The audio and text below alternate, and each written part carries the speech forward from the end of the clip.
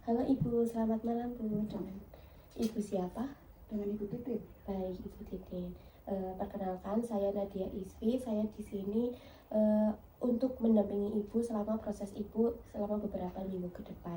Nah, untuk minggu ini, untuk sesi ini saya akan memberikan beberapa pertanyaan. Nah, nantinya pertanyaan itu Ibu jawab dengan apa adanya dan jawaban Ibu akan terjaga kerahasiaannya. Nah, untuk mengawali sesi ini, saya ingin bertanya, untuk akhir-akhir minggu ini, hal apa yang paling sering Ibu rasakan? Saya merasa sepi sekali sejak suami saya meninggal dan saya pensiun. Saya tidak tahu harus apa lagi. Baik, Ibu mengalami dua kehilangan besar sekaligus ya, kehilangan pasangan dan kehilangan aktivitas pekerjaan. Itu pasti membuat perubahan besar dalam hidup Ibu. Iya, rumah itu sunyi. Saya merasa sendiri. Jadi, aktivitas Ibu banyak berkurang dan interaksi sosial pun juga kurang. Betul begitu, Nak. Tadi Ibu menyebut hidup Ibu itu terasa kosong. Ketika Ibu mengatakan kata kosong itu, apa gambaran yang muncul dalam pikiran Ibu sebenarnya? Seperti saya berjalan tanpa arah. Dulu ada tujuan, sekarang tidak ada lagi. Jadi, arti kosong bagi Ibu adalah ketiadaan arah dan peran yang dulu memberi makna ya Bu. Iya, betul. Dalam hidup sebelumnya, apa yang membuat hari-hari Ibu itu merasa berarti? Suami saya, pekerjaan saya, rutinitas membantu orang, itu membuat saya merasa dibutuhkan. Jadi, dulu Ibu merasakan makna ketika Ibu terhubung dengan orang lain dan bisa memberi sesuatu untuk mereka. Iya, sekarang saya tidak merasa begitu lagi.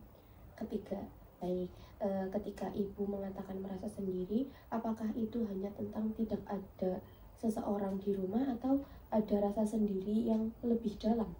Lebih dalam, Nak. Ada orang di sekitar, tapi saya tetap merasa sendirian.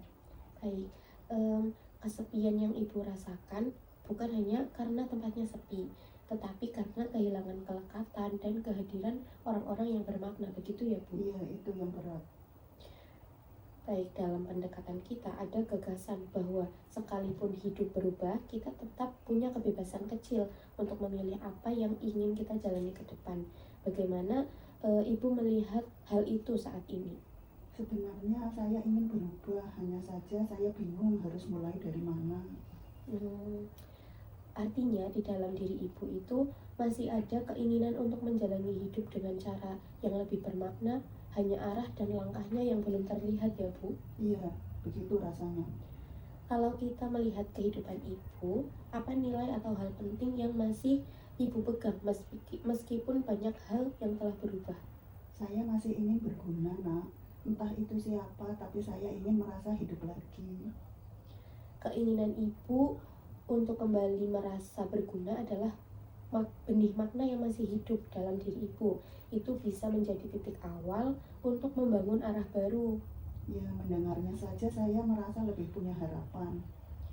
Baik Bu, perasaan kehilangan arah setelah perubahan besar sangat dapat dimengerti Bu. Banyak orang pada usia Ibu itu merasakan hal yang sama. Betul. Kadang saya hanya ingin ada yang membutuhkan kehadiran saya. Baik, jika kita kembali ke hal-hal yang dulu membuat Ibu merasa berarti, apa kegiatan yang dulu Ibu nikmati dan masih mungkin dilakukan? Dulu saya aktif di PKK dan suka mengajari ibu-ibu membuat kue. Apakah Ibu melihat kemungkinan itu untuk mulai lagi dari hal-hal kecil seperti membuat kue dan berbagi? Saya rasa bisa, itu membuat saya merasa hidup. Dari ide-ide ini, langkah apa yang paling mungkin Ibu lakukan dalam minggu ini? Saya ingin membuat kue dan membagikan pada tetangga dekat rumah. Baik Ibu, itu langkah kecil yang bermakna. Terima kasih ya Bu. Mungkin sesi kita cukup pada waktu ini. Mungkin kedepannya nanti saya mengatur sesi lagi ya Bu. Terima kasih atas waktunya. Terima kasih juga, saya merasa lebih ringan. Baik Bu, hati-hati di jalan. Terima kasih. Yes. Aduh,